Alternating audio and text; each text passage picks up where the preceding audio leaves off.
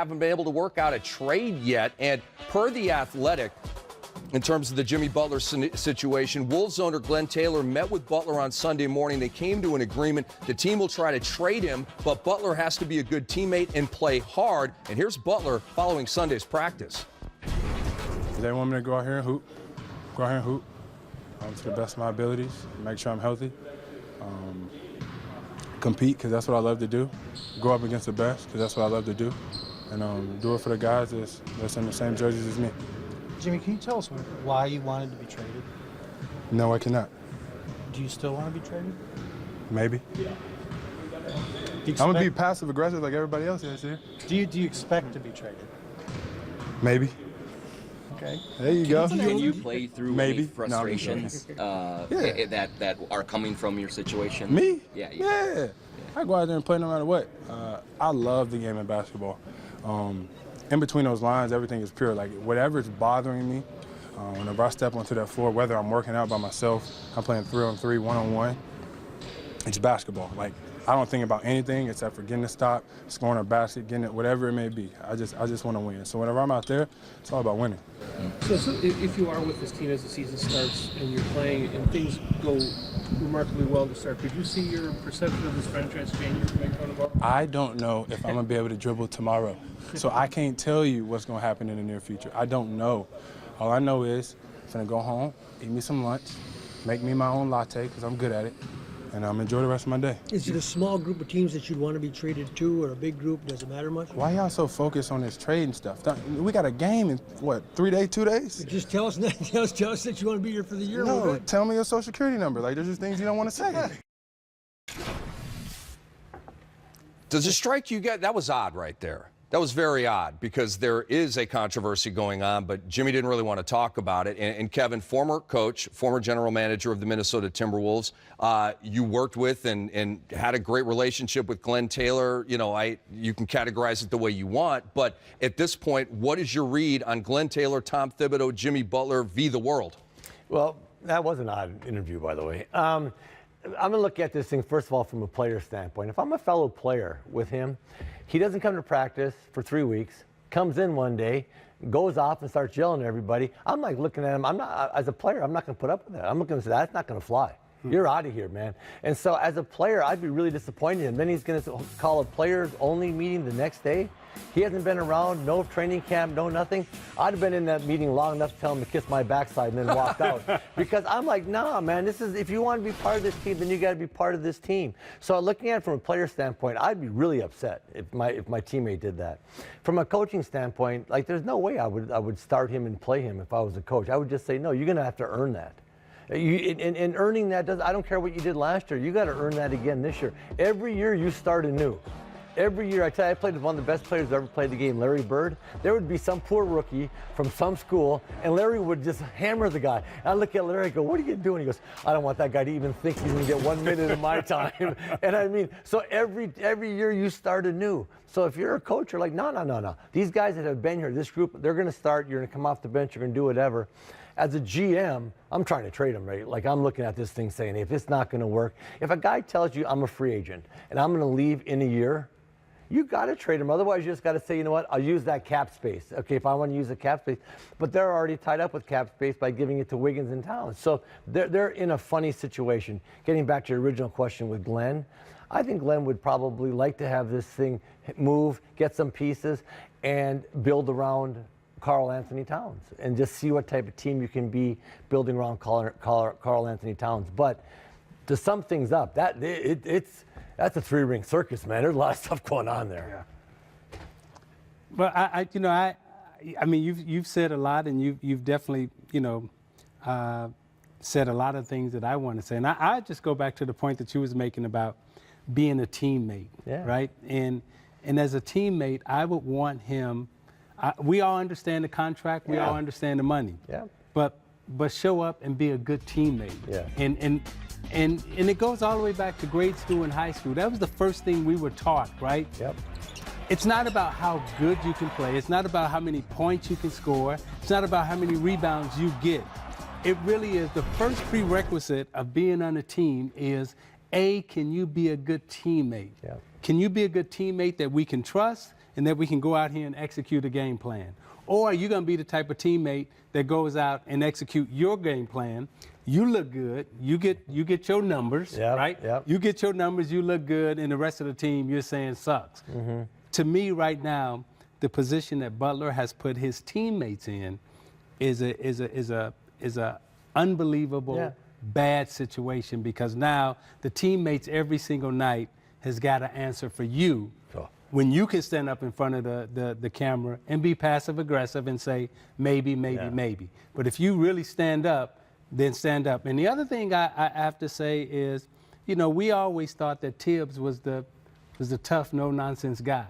Yeah. And now for Tibbs to be in this position with Butler, a guy that he went out and vouched for, wanted to bring to his team, now it looks like Tibbs is not the disciplinarian that we thought he was, which is unfortunate. Yeah. Well, there are soap operas in the NBA, and then there is what's going on in Minnesota right now. But it is what it is, and we'll be following it here on Game Time throughout the season. And here's what's ahead on Game Time. Kyrie Irving is healthy and happy in Boston as the Celtics have lofty goals entering this season. Also, Kevin and Isaiah will break down the next step for Philly's dynamic duo of Simmons and Embiid, and we will preview the season for LeBron and the Lakers. We're back with a look at the longest title droughts for the C's, and they're currently in the midst of the second longest drought in franchise history, topped only by the 21-year title drought before KG, Pierce, Ray, and Rondo won it all in 2008. Celtics fans are passionate and ready for more rings in Beantown.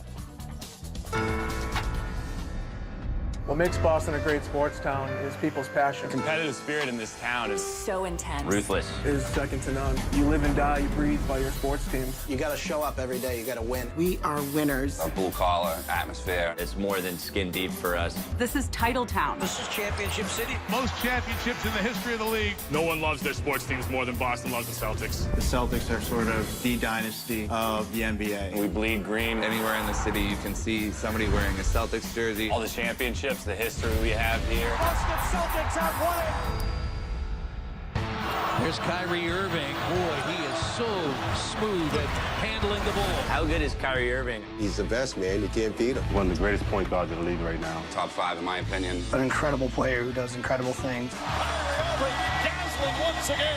He does things with basketball that you don't ever see anywhere else. The way he controls the ball, the way he makes his moves, he's just unpredictable. He can take over a game in a heartbeat. The energy in the Garden watching Kyrie play.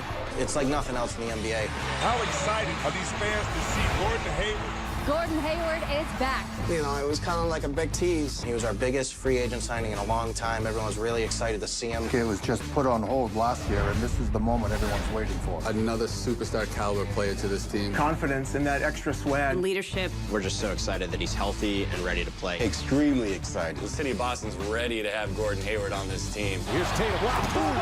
Throw it down, This young kid does not look like a rookie. Tatum's game is off the charts. I don't think anyone expected him to be that good. He can do it all. He's a veteran already. It's amazing to see a 19-year-old rookie come in by the end of the season in that fourth quarter, dunking on LeBron James in Game 7 of the Eastern Conference Finals. Tatum drives down and throws it down. Wow! Talk about the future. These young guys are flat out playing. Jaylen Brown scorching the Nets. Just his second year. I was very surprised by the young guns without Hayward and Kyrie towards the end of the year. They played like seasoned veterans. They truly rose to the occasion. Everyone believed they were going to be good. I don't believe anybody thought they would be as good as they were. So exciting to watch. They're so young. They have so much to offer. Truly stars in the making. They really proved that they belong in the league. Within the next 5 years, they're going to be unstoppable. The Celtics could easily be going into another dynasty. We have another dynasty on our hands. The Celtics, greatest sports dynasty in the history of professional athletics. I think that we have a winning spirit and everyone really buys into the system that we have in place. There's no reason we shouldn't be in the finals if not winning. I expect a championship. If we stay healthy, I think it's nothing but a championship. Win a championship. To win the NBA championship. Banner number 18. This is the 16th time I've done this. Each time it gets sweeter and sweeter and sweeter. Another championship for Boston would just solidify our status as the best sports town in America. The Celtics, they have done it again. Once again, the world champion. We are the greatest city in sports right now. Add another one to the greatest sports city in the world. Who knows? This year they may be able to have a parade, taste the champagne, as Kevin McHale did many, many times as a Boston Celtics player. But I want to get a point guard talking about a point guard. Kyrie Irving, just a week or so ago, said, "Don't worry, Boston fans, I'm signing long." He said something like, "If you'll have me, I want to stay." Of course they want him. What does a message like that mean to his team going into this year? It's extremely important. I mean, he's the best player on the team, and he has the most championship experience. And he's showing the teammates in the organization that he's all in. And if he's all in and committed, then everyone else has to fall in line. So that's a big step forward for not only the Celtics and him and the organization, you know, on their march to some type of championship, maybe title. And I say title reluctantly because I'm sitting next to McHale. I know. Old rivalries die hard, don't they? Yeah, they do. Yeah, we got suits on now, but if he put on 32 in Celtics and I had on Pistons 11, we'd both be sitting here like this. He'd be facing the other way. We probably wouldn't speak to each other. Well, then let's not bring Scottie Pippen in the mix. It'll get really, really weird, okay? I want to talk to you about Gordon Hayward, okay? 5 minutes into last year, the leg breaks, misses the entire year. Now he's back. All the reports are good that he's healthy. What are your expectations for him, an all-star before he got hurt this year? I think he'll start off a little bit slower. It takes a while to get your confidence back. I saw some exhibition games. He was rebounding the ball well, but he wasn't exploding to the basket. And they have so much internal competition on that team. Like, you go to practice every single day. You got Hayward, Tatum, Brown. These guys smart. There's so much. So you've really got to play well if you're out there. So I think what's going to happen with him, he'll get better as the season gets on. But that internal competition is the best thing for you because it makes you up your game. Like, you come to the bench and all of a sudden you sit there and Brown and Tatum start going off. You're like, man, hey, I got what? See, you went through Zeke a little bit with that with Vinny and Joe. Yeah. And there were nights where Cedric Maxwell and different guys, and we had Bill Walton, and there were nights like those guys were playing better than you. You're like, I got to amp my game up because if I don't play well, the coach has got options. Yeah. And there's a lot of options there. So I think he'll start off slow, but I expect him to finish off very strong and that whole group to play really well. And you don't want to be that guy sitting on the bench waving the towel while everybody else is getting off. Exactly. All right, when Game Time bounces back, we will hit the court to demonstrate the next steps for Philly stars Joel Embiid and Ben Simmons. I recommend you don't go anywhere.